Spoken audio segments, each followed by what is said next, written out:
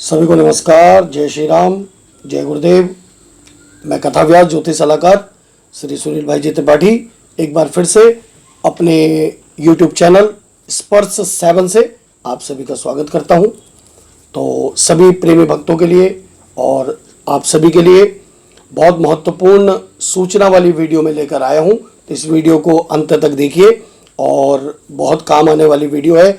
अधिक से अधिक शेयर कीजिएगा, क्योंकि बहुत ऐसी चीज़ें हम शेयर करते हैं जो किसी के काम की नहीं होती, लेकिन ये बहुत काम की वीडियो है। और हमारे सभी हिंदू जो त्यौहार होते हैं, हमारे हिंदू जो कार्यक्रम होते हैं पूरे वर्ष के, उसके लिए बहुत विशेष ये वीडियो है। तो इसको पूरी देखेगा और वीडियो को जिन्होंने अभी तक हमारे चैनल को सब्सक्राइब नहीं किया है वो सब्सक्राइब भी कर ले और इस वीडियो को अधिक से अधिक लाइक करें, शेयर करें, सभी के साथ सभी को भेजें। तो आइए शुरू करते हैं हमारी ये बहुत महत्वपूर्ण इन्फॉर्मेशन सूचना वाली जो वीडियो है। आज हम बात करने जा रहे हैं हमारा जो आगामी महीना है श्रावण का। तो 4 वर्ष के लगभग अंतराल में हमारा जो अधिक मास जिसको कहते हैं और पुरुषोत्तम मास जिसको कहते हैं, मल मास जिसको कहते हैं, वो आरंभ होने जा रहा है। तो किस तिथि से किस तिथि तक वो रहेगा और अधिक मास होता क्या है, क्यों ये अधिक मास पड़ता है हर चौथे वर्ष, और इसमें हमारा लिए क्या महात्म्य है इसका और हमारे कर्तव्य क्या है और इसका फल क्या है, इसमें क्या कर्म करने चाहिए और कौन से कर्म इसमें त्याज्य होने चाहिए। तो इस प्रकार ये सारी बातें मैं आप लोगों को इस वीडियो में बताऊंगा। तो इस वीडियो को बहुत ध्यान से सुनिएगा और अधिक से अधिक आगे शेयर भी करिएगा। तो श्रावण अधिक मास हमारा ये जो विक्रम संवत है 2080, जिसको सन 2023-24 के अंदर 18 जुलाई मंगलवार से 16 अगस्त 2023 बुधवार तक हमारा ये इस वर्ष 2023 में श्रावण महीना अधिक मास का रहेगा। तो ये समयावधि क्यों बनती है, आइए इसके बारे में सबसे पहले जानते हैं कि अधिक मास क्या होता है। तो अधिक मास जिस महीने में सूर्य की संक्रांति ना हो, अर्थात उस महीने के अंदर सूर्य की संक्रांति नहीं होती, और वो महीना अधिक मास होता है। और जिस महीने में 2 संक्रांति पड़ जाती है उसको क्षय मास बोलते हैं, क्षय मास भी बोला जाता है। तो प्रचलन में हमारे हिंदू धर्म में, हमारे हिंदू संस्कृति में और 2 प्रकार के महीने चलते हैं, एक सौर वर्ष और एक चांद्र वर्ष, जिसको चंद्रमा का वर्ष भी कहा जाता है। तो इनके बीच में सामंजस्य बिठाने के लिए हर तीसरे वर्ष पंचांगों में, जो भी हमारे पंचांग होते हैं और पूरी जो तिथि आदि हमको सारी चीजें जो गणना करके बनाई जाती हैं, तो उसमें एक चांद्र मास की वृद्धि की जाती है। लोक व्यवहार में हम आप लोग उसको ही अधिक मास कहते हैं। इसका कई नाम है, कई लोग इसको अधिमास कहते हैं, कई लोग इसको मल मास कहते हैं, और बाद में ये अत्यधिक पुण्यदायी होने के कारण भगवान ने इसको वरदान दिया इस महीने को, तो इसका नाम हो गया पुरुषोत्तम मास। तो इन नामों से विख्यात है। ज्योतिष गणना के अनुसार सौर वर्ष का जो मान है वो 365 दिन 6 घंटे और 11 सेकंड के लगभग का होता है एक वर्ष। चांद्र वर्ष 354 दिन और लगभग 9 घंटे साथ में, ये एक वर्ष का चांद्र वर्ष होता है। तो दोनों वर्षमानों में प्रति वर्ष 10 दिन का लगभग 21 घंटे का और 9 मिनट का अंतर आ जाता है। तो इस प्रकार 32 महीने जब पूरे हो जाते हैं, अर्थात 32 महीने 16 दिन और 24 घड़ी बीत जाने पर फिर अधिक मास का निर्णय ज्योतिष गणना के अनुसार किया जाता है। पुरुषार्थ चिंतामणि जो हमारी धार्मिक पुस्तक है, उसके अनुसार भी कहा गया है कि एक अधिक मास से दूसरे अधिक मास, जिसको मल मास भी कहते हैं, इसकी अवधि की जो पुनरावृत्ति होती है वो लगभग 28 महीने से लेकर और 36 महीने के अंदर अंदर होती है। तो 3 वर्ष के बाद कभी भी और 4 वर्ष से पहले पहले ये पड़ जाता है। तो इस प्रकार हर तीसरे वर्ष के अंदर में ये पुरुषोत्तम मास की पुनरावृत्ति होना संभव है। तो आइए अब हम जानते हैं कि पुरुषोत्तम मास का महात्म क्या है और हमारा कर्तव्य क्या है, हमारे प्रत्येक हिंदू भाइयों का, हमारे सनातनियों का क्या इसमें कर्तव्य है, क्या उनको अधिक मास के बारे में जानना चाहिए, समझना चाहिए, महात्मा को जानना चाहिए। तो कहते हैं कि इस मास को पहले मल मास कहा गया क्योंकि इसमें कोई संक्रांति नहीं हुई, रिक्त संक्रांति होने के कारण इसको मल मास कहा गया। तो लेकिन भगवान श्री कृष्ण ने इसको अपना नाम दिया, चूंकि भगवान पुरुषोत्तम है और उन्होंने अपना ही नाम इसको महीने को दे दिया आशीर्वाद में, तो इसका नाम हो गया पुरुषोत्तम मास। तो भगवान श्री कृष्ण ने अपना नाम दिया इसको, अपने सद्गुण, कीर्ति, प्रभाव, ऐश्वर्य, पराक्रम और भक्तों को वरदान देने वाले जो गुण भगवान श्री कृष्ण में है वही गुण और इस महीने को दे दिए। तो इसलिए मल मास का नाम पुरुषोत्तम मास हो गया। तो अधिक मास आने पर जो व्यक्ति श्रद्धा पूर्वक व्रत करते हैं, उपवास करते हैं, इस महीने में भगवान श्री विष्णु का पूजन करते हैं, पुरुषोत्तम महात्मा का पाठ करते हैं। पुरुषोत्तम महात्मा का जो पाठ है 30 दिन के जो 30 महात्मा हैं, हम आगे प्रतिदिन का जो एक एक अध्याय है वो अधिक मास जब आरंभ होगा उस दिन से इसको आरंभ करेंगे और पूरे एक महीने तक इसका महात्मा हम प्रतिदिन आप लोगों को सुनाया करेंगे। तो वो वीडियो आप प्रतिदिन जरूर देखिएगा हमारे स्पर 7 चैनल में। 18 जुलाई से आरंभ होगा पुरुषोत्तम मास और 16 अगस्त तक प्रतिदिन चलेगा। तो प्रतिदिन समय निश्चित रहेगा, आप अवश्य ही उसको देखें। और कहते हैं कि जो दान करते हैं, शुभ कर्म करते हैं और वो मरणोपरांत फिर गौलोक में पहुंचते हैं, भगवान श्री कृष्ण का सानिध्य प्राप्त करते हैं। इस प्रकार कहते हैं इस मास में गीता पाठ, श्रीमद् भगवत गीता का पाठ आप करा सकते हैं, श्री राम कृष्ण के मंत्रों का जप आप कर सकते हैं, पंचाक्षरी मंत्र जो भगवान शिव का है। वैसे भी इस बार श्रावण में ये पुरुषोत्तम मास पड़ रहा है, तो भगवान शिव का जो मंत्र जाप आदि है और भगवान शिव की कथा है, पुराण है, वो भी आप लोग करवा सकते हैं, कर सकते हैं। और श्रीमद् भागवत इस महीने में सबसे उत्तम मानी गई है। पुरुषोत्तम मास में श्रीमद् भागवत कराने का अगर आप वैसे श्रीमद् भागवत कराते हैं तो उसका 1000 गुना फल पुरुषोत्तम मास में श्रीमद् भागवत कराने का या श्री राम कथा कराने का या श्रावण का महीना है तो शिव पुराण आदि कराने का, तो 1000 गुना इसका फल आपको प्राप्त होगा। तो सबसे अधिक उत्तम मंत्र जो इसमें बताया गया है वो बताया गया है भगवान श्री कृष्ण का जो 12 अक्षर मंत्र है, भगवान श्री हरि का, भगवान विष्णु का, ओम नमो भगवते वासुदेवाय। तो ये 12 अक्षर मंत्र का आप अधिक से अधिक जप करें और उसका पाठ करें। तो ये हमारे लिए पुरुषोत्तम मास में मुख्यतः हमारे कर्तव्य है और यही इसका मुख्यतः महात्मा है। तो आइए अब बात करते हैं कि जो ये इस बार श्रावण अधिक मास जो इस वर्ष पड़ा है, उस श्रावण अधिक मास का क्या फल है। जैसा कि मैंने पहले भी आपको बता दिया था, तो संवत 2000 विक्रम संवत 2080 में 18 जुलाई 2023 से 16 अगस्त 2023 बुधवार तक ये अधिक मास, पुरुषोत्तम मास, मल मास व्याप्त रहेगा। और प्रथम जो श्रावण शुक्ल पक्ष और फिर द्वितीय श्रावण कृष्ण पक्ष जो है ये अंतराल रहेगा। पहले श्रावण का कृष्ण पक्ष शुद्ध आएगा, उसके बाद फिर पहले श्रावण का अधिक मास का शुक्ल पक्ष आएगा, फिर अधिक मास का कृष्ण पक्ष आएगा, उसके पश्चात फिर जो 15 दिन होंगे आखिरी के वो शुद्ध श्रावण शुक्ल पक्ष के होंगे। तो पहले जो 15 दिन होंगे वो शुद्ध श्रावण के होंगे, उसके बाद अधिक मास आरंभ होगा। तो चूंकि अब चातुर्मास भी लग रहा है तो इस बार ये चातुर्मास के अंदर ही अधिक मास आया है, तो वैसे भी इसका प्रभाव बहुत अधिक हो गया है। तो कहते हैं कि जिस वर्ष में 2 श्रावण पड़ते हैं और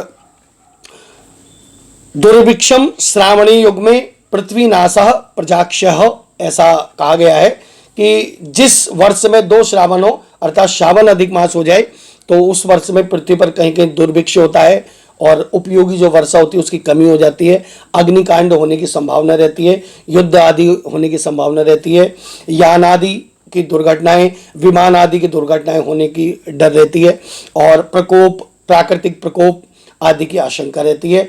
और मंगल शनि मध्य समसप्तक योग भी इस बार पड़ रहा है। तो पूरे देश में और पूरे विश्व में दक्षिण दिशा की ओर जो देश हैं या दक्षिण दिशा की ओर जो रहने वाले लोग हैं उन पर थोड़ा सा कष्ट इसमें ज़्यादा रहता है और धन संपदा आदि की हानि होने की संभावना है।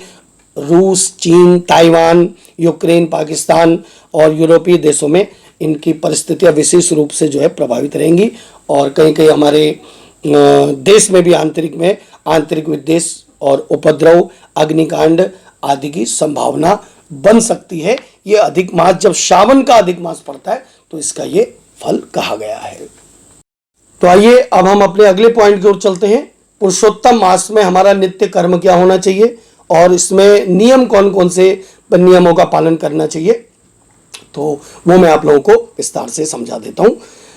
भविष्योत्तर पुराण के अनुसार पुरुषोत्तम मास में ईश्वर के निमित्त जो भी व्रत, उपवास, स्नान, दान, पूजन आदि किए जाते हैं उनका अक्षय फल हो जाता है, क्योंकि भगवान श्री कृष्ण ने इस मास को, इस मल मास को पुरुषोत्तम मास अपना नाम दे दिया, तो इस कारण इसको अपने जो प्रभाव है वो भी दे दिए, इसको वरदान देने वाला महीना भी बना दिया।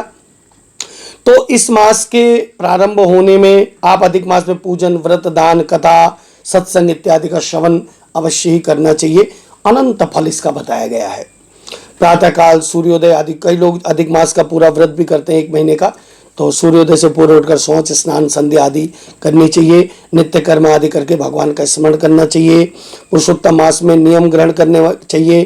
पुरुषोत्तम मास में श्रीमद् भागवत पुराण का पाठ करना महान पुण्य प्रदायक बताया गया है।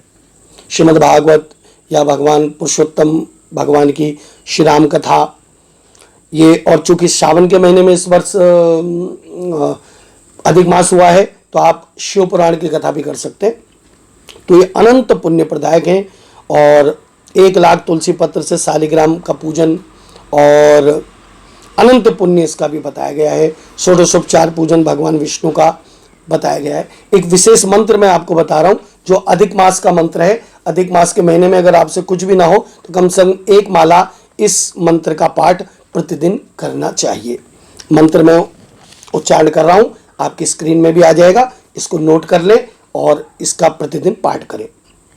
तो मंत्र है, गोवर्धन धरम वंदे गोपालम गोपरूपिणम गोकुलोत्सवमीशानम गोविंदम गोपिका प्रियम। आपकी स्क्रीन में भी आ रहा होगा, एक बार मैं फिर से बोल देता हूं। गोवर्धन धरम वंदे गोपालम गोपरूपिणम गोकुलोत्सवमीशानम गोविंदम गोपिका प्रियम। इस मंत्र का प्रतिदिन 1 माला कम से कम जप करें और जब ये पुरुषोत्तम मास पूर्ण होने वाला हो तो उस समय भगवान विष्णु, भगवान श्री कृष्ण आदि के निमित्त से और जो भी आपसे बन पाए सामर्थ्य के अनुसार वो देना चाहिए, दान करना चाहिए। इस मंत्र का 1 महीने में भक्तिपूर्वक बार बार जप करने से पुरुषोत्तम भगवान की प्राप्ति होती है। और प्राचीन काल में कौंडिन्य ऋषि ने इस मंत्र को बताया था। यह मंत्र जपते समय नवीनतम मेघ स्वाम दिवुज मुरलीधर पीताम्बर धारी और श्री राधिका जी के सहित भगवान पुरुषोत्तम भगवान श्री कृष्ण का ध्यान करना चाहिए। और इस प्रकार पुरुषोत्तम मास में कई नियम और भी बताए गए हैं, तो विशेष मैं आपको बता देता हूं कि पुरुषोत्तम मास में जो आप नियमों का पालन करें उसके अंतिम दिन में विविध प्रकार से मिष्टान्न, घी, गुड़, अन्न आदि का दान ब्राह्मण को और गरीबों को करना चाहिए। गेहूँ, घी, गुड़ आदि से बनाए हुए 33 पुए भी आप दान कर सकते हैं और दक्षिणा सहित करके ब्राह्मणों को दान करें। श्रीमद् भागवत पुराण का जो है दक्षिणा आदि के साथ ब्राह्मण का विशेष पूजन करके उसका दान भी आपको लोग करें। जो महीने भर में श्रीमद् भागवत का पुराण का घर में अगर पाठ कर रहे हैं तो उसके बाद उसकी समाप्ति के समय उसको दान करना चाहिए दक्षिणा सहित।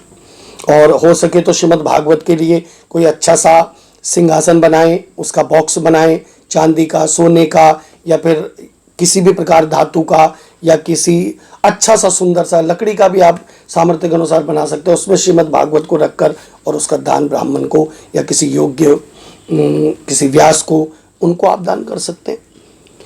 और इस प्रकार भगवान विष्णु से फिर प्रार्थना करनी चाहिए कि हे प्रभु, मैंने ये पुरुषोत्तम मास में जो आपका पूजन किया है उसका श्रेष्ठतम फल मुझे प्राप्त हो। आपकी कृपा सदैव मुझ पर बनी रहे।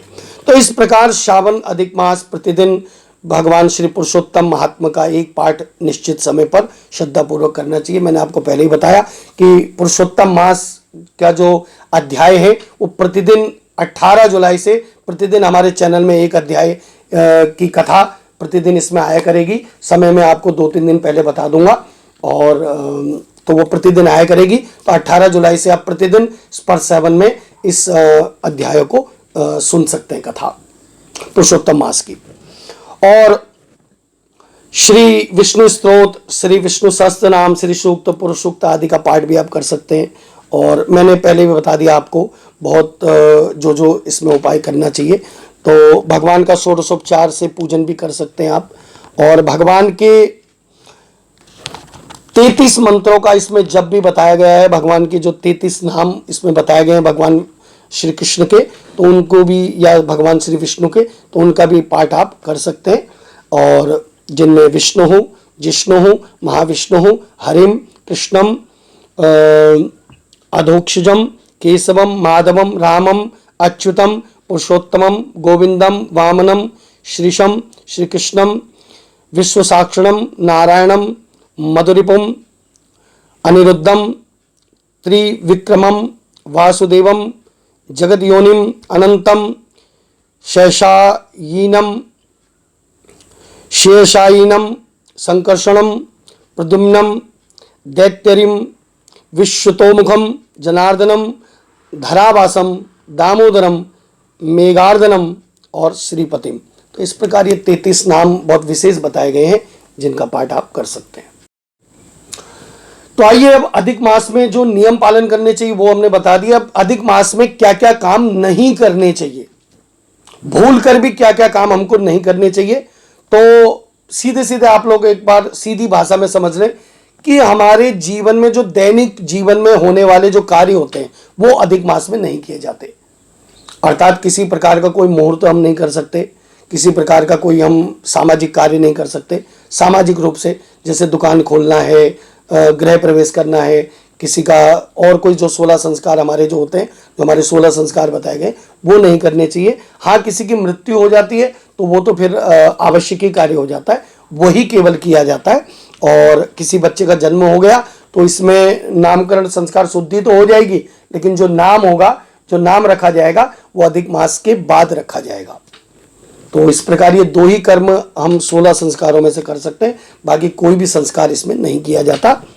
और नैमित्तिक दैनिक काम्य कर्मों का निषेध माना गया है, जैसे विवाह है और किसी कामना रूपी जो यज्ञ है और देव प्रतिष्ठा है, अर्थात मूर्ति स्थापना वगैरह नहीं होती, और चूड़ा कर्म, मुंडन इत्यादि नहीं होते, यज्ञोपवीत संस्कार नहीं होते, विवाह नहीं होता। और वैसे भी अब तो देवशयनी एकादशी हो जाएगी, देवशयनी एकादशी से देव प्रबोधिनी एकादशी तक विवाह आदि कर्म तो वैसे भी नहीं होते। और भगवान श्री हरि का शयन आरंभ हो जाता है एक रूप में। तो विशेष नवग्रह प्रवेश, व्रतोत्सर्ग, हमारा गृह प्रवेश जो नवग्रह आदि प्रवेश होता है, गृह प्रवेश होता है, वो भी नहीं होना चाहिए।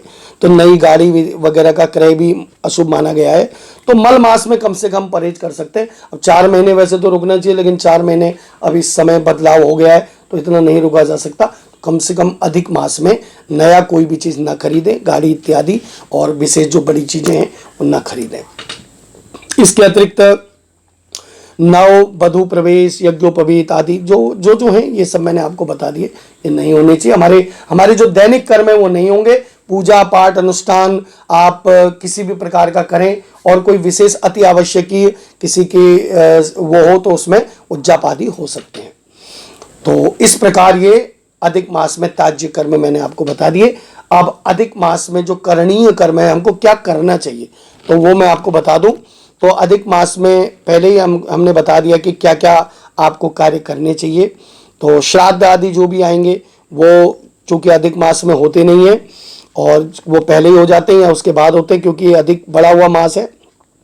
तो यदि किसी की मल मास में मृत्यु हो तो फिर उसके बाद जो 12वां महीना आएगा उसी में जो शुद्ध वाला अगले वर्ष जो आएगा उसी में उसकी वर्षी इत्यादि जो भी होगी वो उसी में हो जाएगी, क्योंकि हर बार तो वो अगले साल तो आएगा नहीं, फिर अधिक मास, तो इसलिए उसको अगले वर्ष जो 12वां महीना हो उसमें ही उसके वर्षी इत्यादि कर देनी चाहिए। और इस प्रकार जो है प्राणघातक रोग आदि से निवृत्ति के लिए जो रुद्र पूजन इत्यादि होते हैं वो करे जा सकते हैं, और अन्नप्राशन इत्यादि जो विशेष विशेष कार्य हैं वो किए जा सकते हैं। तो इस प्रकार ये अधिक मास आप सभी के लिए शुभदायी हो। पुरुषोत्तम मास आप सभी का कल्याण करें। भगवान श्री कृष्ण आपके सभी मनोरथों को सिद्ध करें, आप लोगों को ऐसी प्रेरणा बने, आप अधिक से अधिक भगवान के इस धर्म के कार्य में लगे। तो ये पुरुषोत्तम मास की पूरी विस्तार से मैंने वर्णन आप लोगों के लिए कर दिया। फिर से मैं आपको बता रहा हूं कि अधिक मास की जो कथा है, जो 32 कथाएं हैं 32 दिन की, या जो भी उसके महात्म की कथा है पूरी, वो अध्याय एक एक अध्याय हम प्रतिदिन 18 जुलाई से हमारे चैनल पे आरंभ हो जाएगी। तो आप लोग अवश्य देखें। आप सभी का कल्याण हो। जय श्री राम, जय गुरुदेव।